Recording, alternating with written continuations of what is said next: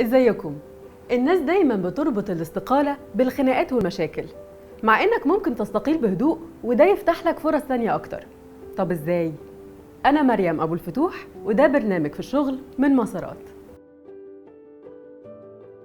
اول حاجة لازم تعملها عشان تسيب الشغل بشياكة انك تبلغ قبلها بفترة انك ماشي. الشهر النوتس مش واخد حقه في سوق العمل المصري يا جماعة. ادي الشركة والتيم فرصة انهم يلاقوا البديل المناسب، وما تنساش ان في حد جاي مكانك هتسلمه الشغل.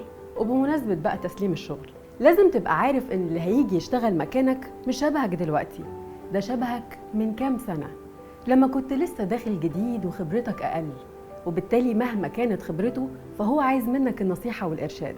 حاجة كل الناس هتحسبها لك إنك نقلت معرفتك وخبرتك للزميل الجديد، وهتسيب انطباع كويس جدا عند الشركة وعند الزملاء عشان احتمال تتقابلوا في شغل تاني في يوم من الأيام.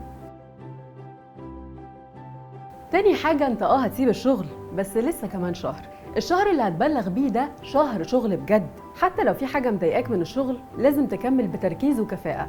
ولو عندك اجازات او مشاوير للشغل الجديد خليها في اخر اسبوع من الشهر ده. وكمان ركز في الخطوة اللي جاية، فكر ايه اللي محتاج تطوره قبل ما تدخل شغلك الجديد وازاي تبقى مختلف فيه، لان ده بجد اللي هيفيدك اكتر بكتير.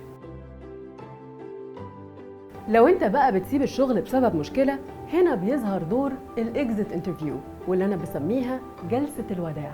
القعدة اللي مع مديرك او الاتش ار او صاحب الشركة قبل ما تمشي.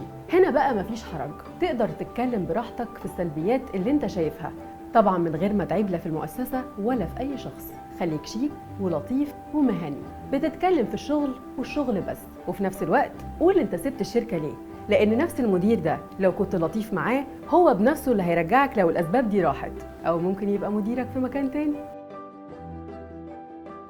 هيكون لطيف منك جدا إنك تكتب إيميل شكر للتيم بتاعك ومديرينك، لو حابب يعني يكون ده آخر إيميل منك. اشكر الشركة وزمايلك على الفرصة المهنية اللي جمعتكم سوا، وقول لهم إنك اتعلمت منهم ومن التجربة بشكل عام.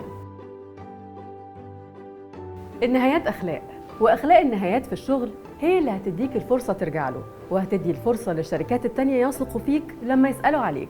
انت بس خليك فاكر الكلمتين دول عشان انت مش هتحتاجهم دلوقتي، بس يمكن تحتاجهم في يوم من الأيام. قولنا بقى سبت شغلك ازاي قبل كده في الكومنتس، ونتقابل الحلقة الجاية.